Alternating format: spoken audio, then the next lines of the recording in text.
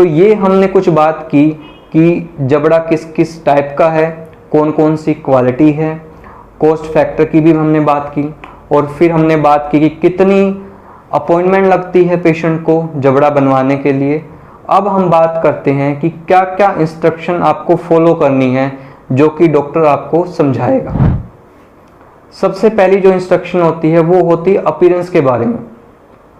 Patient को जब जबड़ा दिया जाता है, सबसे पहला उसका कहना होता है कि जी मुझे अपने जो होंठ है थोड़े उठे उठे लग रहे हैं या फिर थोड़े बाहर की तरफ लग रहे हैं। ये क्यों होता है? ये इसलिए होता है क्योंकि जब जबड़ा आपके मुंह में नहीं था तो आपके होंठ जो है वो आपके हड्डी पर रेस्ट कर रहे थे, मतलब आपके हड्डी के ऊपर बैठ रहे थे। लेकिन अब जबड़ा आ गया है, मतलब हमारे कम से कम 2 मिलीमीटर की एक परत आ गई है, बेस प्लेट आ गई, प्लेट आ गई है हमारी जबड़े की, तो उससे आपको ये महसूस हो रहा कि कुछ उठा उठा कुछ आ गया है। देखिए दोस्तों, जब मान लो कि हमारे दांत भी होते हैं या कुछ भी होते हैं, तो हमारे जब मान लो मुंह में हल्का सा अगर बाल भी चला जाए जो कि बहुत ही कम मिलीमीटर का होता है, तो वो तभी हमें महसूस हो जाता है कि कुछ अजीब सा मतलब अंदर जा रखा, तो भी हमें थोड़ा अजीब लगना स्टार्ट हो जाता है। तो यहाँ तो हम 2 मिलीमीटर की परत ऐड कर रहे हैं, तो वो अजीब लगना भी लाजमी है, उठा उठा लगना भी लाजमी है। दूसरा पेशेंट ये कहता है कि जी मुझे थोड़ा सा इसमें अजीबपन है कि मैं थोड़ा सा मतलब पहनने में थोड़ा मुझे ऐसा लग रहा है कि थोड़ा अजीब सी क्या बल्कि सा मोटा मोटा सा क्या मेरे मुंह के अंदर आ गया है। ये भी एक नॉर्मल चीज़ है। ये हमने बात की एक जबड़े की अपीयरेंस के बारे में। पेशेंट जनरली इस चीज़ को कंप्लेन करते हैं, बट मैं आपको बता दूं ये बिल्कुल ही नॉर्मल चीज़ है। आप जैसे जैसे जबड़े को यूज़ करते जाएंगे, हफ्ता 2 हफ्ता 3 हफ्ता, तो ये चीज़ें वैसे वैसे हमारी कम होती जाएगी, मतलब कि जैसे बॉडी इस चीज़ को अडेप्ट कर लेगी। दूसरी चीज़ जो इंस्ट्रक्शन है उसके बारे में बात करता हूँ, वो बात करता हूँ स्पीच के बारे में। बहुत से ऐसे शब्द हैं पेशेंट को बोलने में परेशानी होती है, क्योंकि पहले बिना जबड़े के पेशेंट बोल रहा था, अब हमारा बीच में जबड़ा आ गया है, तो हमारी जीभ को, हमारे होंठ को, हमारी जो मांसपेशियों को, उसको अडेप्ट होने के लिए टाइम चाहिए। कहते हैं कि कोई भी हैबिट आपको चेंज करनी है तो कम से कम 21 दिन आपको लगते हैं। वही सिचुएशन इस जबड़े के साथ होती है। जब भी ऐसा कुछ है कि आपको बोलने में कुछ परेशानी हो रही है, ये भी विद टाइम हमारी ठीक हो जाएगी। मैं कुछ शब्द बता देता हूं कि जिसमें बोलने में परेशानी होती है, मेनली ये हर पेशेंट के साथ होता है। वो शब्द होते हैं, कुछ सह शब्द होते हैं, मतलब जो एस साउंड जो होती है बेसिकली, मतलब कि कोई सहारनपुर बोलना चाह रहा है, कोई सरस्वती बोलना चाह रहा है, कोई किसी का नाम लेना चाह रहा है साहिल, तो वो थोड़ा प्रोनंसिएशन उसकी अच्छी नहीं होगी। या कुछ है शब्द से होते हैं, जो है एच शब्द से आते हैं, उसमें भी कुछ परेशानी होगी। तो मेरी सलाह ये है कि आपको अगर कुछ ऐसी परेशानियां आती है, आप इसको बिल्कुल नॉर्मल माने। आप घर जाएं, आप अगर न्यूज़पेपर पढ़ते हैं, मैगजीन पढ़ते हैं, कोई भजन गाते हैं या कोई रिलीजियस बुक पढ़ते हैं, आप उनको लाउडली पढ़ें, कम से कम दिन में 3 से 4 बार। आप देखोगे 5 दिन, 6 दिन, 7 दिन, मतलब 2 हफ्ते के बाद ये परेशानी भी हमारी ठीक होती चली जाए। अब तीसरी बात आती है हमारी कि जबड़े को कैसे पहनना है और कैसे हमें उसको निकालना है। तो जनरली डॉक्टर आपको इस चीज़ को समझा के भेजता है कि जबड़े को कैसे पहनना है और कैसे निकालना है। मेरी सलाह ये है कि आप इसको कम से कम 7 दिन तक, 1 हफ्ते तक, मतलब शीशे के सामने, मतलब मिरर के सामने खड़े होकर जबड़े को पहने और उसको निकालें, ताकि आपको इस चीज़ की हैबिट हो जाए कि कैसे हमें जबड़े को पहनना है और कैसे निकालना है। फिर आप 1 हफ्ते बाद अपना नॉर्मल प्रैक्टिस करें कि नॉर्मल बिना मिरर के जबड़े को लगाएं और जबड़े को उतारें, ताकि आपको इस चीज़ की हैबिट बन सके। अब इसमें जानते हैं कि इसमें समस्या क्या आती है। सबसे बड़ी प्रॉब्लम ये है कि जो नीचे वाला जबड़ा है उसको पहनने में बहुत दिक्कत आती है। जनरली जो ऊपर वाला जबड़ा है उसको पहनने में दिक्कत नहीं आती, क्योंकि ऊपर वाला जबड़े का जो एरिया है, मतलब जो हड्डी का हमारा एरिया है, वो बहुत बड़ा होता है। तो आप जबड़े को आसानी से पहन भी सकते हो और आसानी से उतार भी सकते हो। लेकिन जो नीचे वाला जबड़ा है उसमें टंग क्या करती है, बार बार जबड़े को पुश करती रहती है।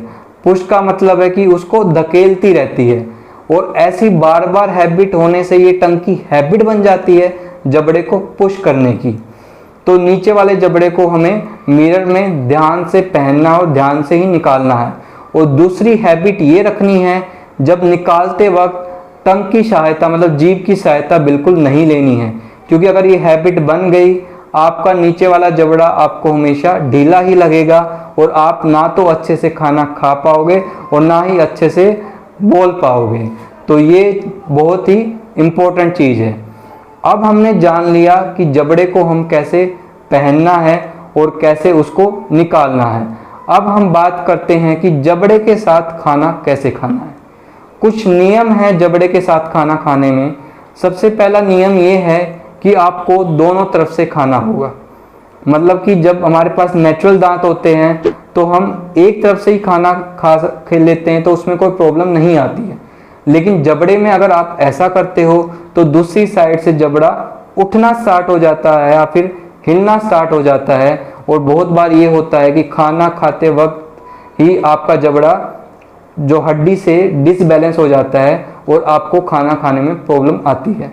तो जब भी खाना खाए तो आप दोनों साइड ही रख के खाएं। फिर बात आती खाना किस चीज़ से स्टार्ट करना है। सबसे पहले सॉफ्ट चीज़ से खाना स्टार्ट करना है। जैसे आप फ्रूट ले सकते हो, जैसे आपने कि केला ले लिया, सेब ले लिया, उस चीज़ से खाना स्टार्ट करना है। फिर धीरे धीरे आपको रोटी पे आना है। मान लो कि आज आधी रोटी खा ली, फिर एक रोटी खा ली, फिर जो आपकी खुराक है मतलब जो जितना आप खाना खाते हो उस पे आप आ जाओगे और अपना खाना पीना जैसे नॉर्मल करते हो वैसे करना स्टार्ट कर दोगे। अगर ये चीज़ें करोगे खाना खाते वक्त मतलब खाने में, तो आपको बहुत ही कम प्रॉब्लम आएगी। अब बात करते हैं जबड़े की हाइजीन को कैसे मेंटेन करना है, या फिर मुंह की भी हाइजीन को कैसे मेंटेन करना है। मेरी एडवाइस ये है कि आपके पास 2 ब्रश होने चाहिए। एक ब्रश जो कि जबड़ा क्लीन करने के लिए होगा, और दूसरा ब्रश आपके मुंह के अंदर कोई भी गंदगी जमी हो उसको क्लीन करने के लिए होगा। जो दूसरा ब्रश जो यूज़ कर रहे हो मुंह के अंदर क्लीन करने के लिए, वो आप अल्ट्रा सॉफ्ट ही रखें, क्योंकि अल्ट्रा मतलब जो ब्रश के जो ब्रिसल्स हैं वो अगर हार्ड होंगे तो आपके मसूड़े को चोट पहुंचा सकते हैं या हार्म कर सकते हैं। तो हमेशा याद रखें कि वो अल्ट्रा सॉफ्ट रखें। दूसरा जो जबड़े को क्लीन करना है वो नॉर्मल पानी से क्लीन करना है, और जब ब्रश से क्लीन करोगे आप जबड़े को वो भी बहुत ही स्मूथली क्लीन करना है। उस चीज़ को बार बार हार्श तरीके से रगड़ना नहीं है, नहीं तो जबड़े के में ही चेंजेस आने स्टार्ट हो जाते हैं। तीसरी चीज़ ये है कि कुछ क्लींसिंग टैबलेट्स होती है जो आती है मार्केट में जबड़ा क्लीन करने के लिए। उस सॉल्यूशन में भी जबड़े को रखा जाता है ताकि वो क्लीन रह सके, तो वो टैबलेट्स भी आप यूज़ कर सकते हो। अब बात करते हैं कि जबड़े को स्टोर कैसे करना है। बहुत से पेशेंट्स का सबसे पहले क्वेरी ये आती है कि क्या मैं 24 घंटे तक जबड़ा पहनना है, क्या मैं रात को भी जबड़ा पहन के सो जाऊं। आपको ऐसा नहीं करना है। दिन में आप जबड़ा पहन सकते हो, रात को जबड़ा बिल्कुल नहीं पहनना है। इसका कारण ये है कि हमें मसूड़ों को भी प्रेशर फ्री रखना है। जब जब जबड़ा हमारे मुंह में होगा हमारे मसूड़े हमेशा प्रेशर में होंगे। अगर आप ये 24 आवर्स तक भी करोगे तो उनमें भी बीमारी होने के चांसेस बढ़ जाएंगे, वो मसूड़े में इन्फ्लेमेशन होने के चांसेस बढ़ जाएंगे। तो आपको जबड़ा दिन में पहनना है, रात को नहीं पहनना। अब जब रात को जबड़ा नहीं पहन रहे हैं तो उसको कहाँ पे रखना है, ये क्वेश्चन आता है। जब आप रात को जबड़ा नहीं पहन रहे हो तो उसको पानी के अंदर रखना है और एयर टाइट कंटेनर में रखना है, और जब सुबह आप उसके एयर टाइट कंटेनर से निकालोगे जबड़ा, उसको साफ पानी से क्लीन करके आपको पहनना है। ये चीज़ें कुछ मैंने बताई, ये चीज़ें आपको इंस्ट्रक्शन के तौर पर या निर्देश आपको डॉक्टर बताता है, ये आपको फॉलो करनी है। फिर कुछ चीज़ें उस चीज़ के बारे में, कुछ चीज़ों के बारे में बात करते हैं जो पेशेंट्स की जनरली क्वेरी होती है। पहली क्वेरी ये होती है कि जब भी मैं कुछ भी पीता हूँ तो मुझे थोड़ा ढीला लगता है जबड़ा। ये एक नॉर्मल चीज़ है।